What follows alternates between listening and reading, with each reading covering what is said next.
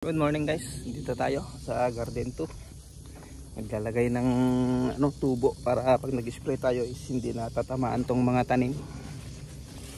Ayan, kasama natin si Mrs. Magbabalot siya ng kalabasa, yung mga tinanim niya sa gilid.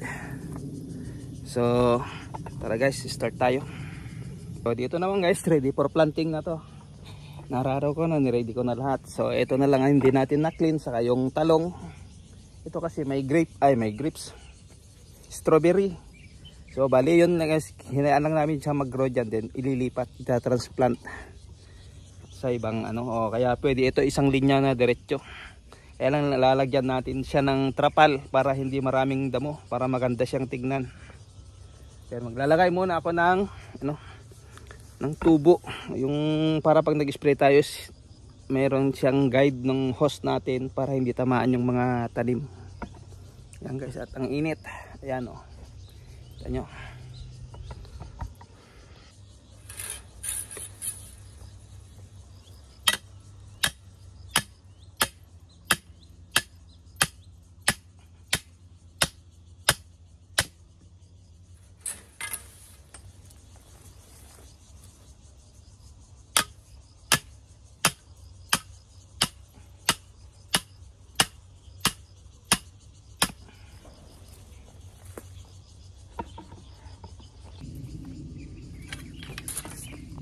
Iniiwan lang natin guys dito sa taas itong mga tubo natin kasi steady lang naman dito, hindi naman to nanakawin siguro.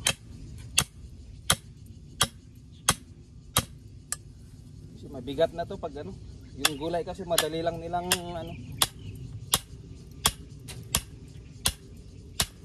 hayaan lang natin sila, doon sila masaya eh.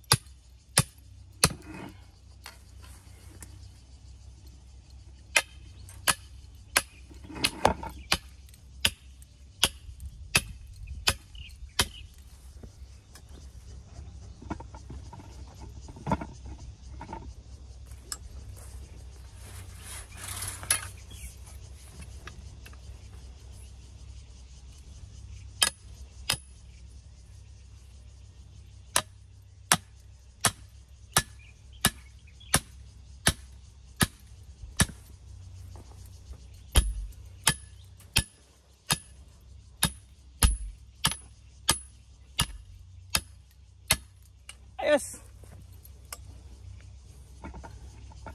Yan guys, okay na rito. So tara, tingnan natin si Mrs. kung anong ginagawa doon, yung binabalot niya.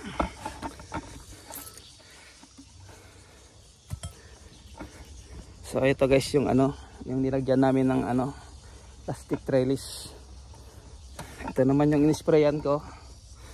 Ayan na, may bulaklak na. Palabas ng mga bulaklak. So ito binabalot ni Mrs. to habang lalagay ako ng tubo kasi mag-i-spray tayo mamayang hapon pag hindi umulan. Ito siya guys. Ito kasi malalaki na, yung maliliit lang yung yung kasya lang. Ito siya guys.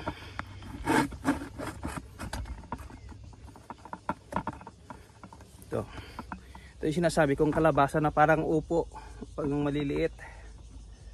Parang upo siya ng maliliit. Kaya lang parang ano rin pala siya guys, yung tinanim namin dun sa ano, yung hinarvest ko kanina. Kalabasa pala to, akala ko patola. Ayan siya, ito yung hinabalot ko. Para siyang patola guys. Ayan siya. Ayan o, parang patola. Pero kalabasa pala. Ayan. Ayan guys, dami niyang bunga guys. Ayan o. Ayan ang bunga niya guys o. Ayan, daming bunga. Hello! Oh. So ayan siya guys, habang ano, kasi magkasama kami ngayon kasi motor lang yung service, kasi wala pa yung ano natin, wala daw mahanap na makina talaga. So sinabihan tayo na i-try namin daw maghanap ng gusto naming makina. Pag wala talaga, China engine na naman tayo guys. Parehas lang naman ang presyo.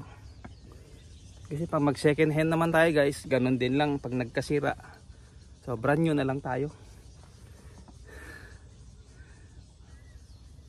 So yan lang guys, ito yung update natin dito sa Garden 2. Kasi maglalagay na tayo ng pataba ulit dito, then mag-i-spray na rin ng insecticide.